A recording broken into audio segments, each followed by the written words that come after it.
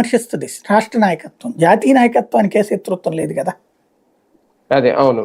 అది రెండోది ఏంటంటే ఇక్కడ మోడీ ఫార్ములా వాళ్ళకి తెలుసు, బీజేపీ వాళ్ళకి.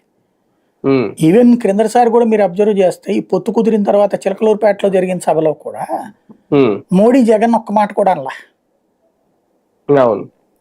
ఇక్కడ నేను చెప్పినట్టు అక్కడ ఒపీనియన్ పరంగా చూసినప్పుడు మోడీకి జగన్ మీద ద్వేషం లేదు, షాకి మాత్రం ఉంది. అవును, ఆయన వైజాగ్ లో విమర్శించారు అప్పుడు వచ్చినప్పుడు తేడా. కానీ ఇప్పుడు అమరావతి విషయంలో, రాజధాని విషయంలో ఇంకా అనుకున్నట్టు జరుగుద్ది. ఇది తప్ప నోటిఫై కేంద్రం ఏం అడిగితే అది చేయడానికి సిద్ధంగా ఉంది. చేయించుకోవడం వీళ్ళకి చేత కావాలి.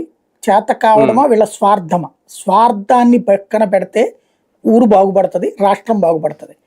ఇప్పుడు గనక సక్సెస్ చేయకపోతే, వాళ్ళ స్వార్థం కోసం ఆగితే భవిష్యత్ తరాలు క్షమించవు. ఎందుకంటే ఇప్పుడు సెటరైట్ చేసుకోకపోతే ఇక భవిష్యత్తు లేదు.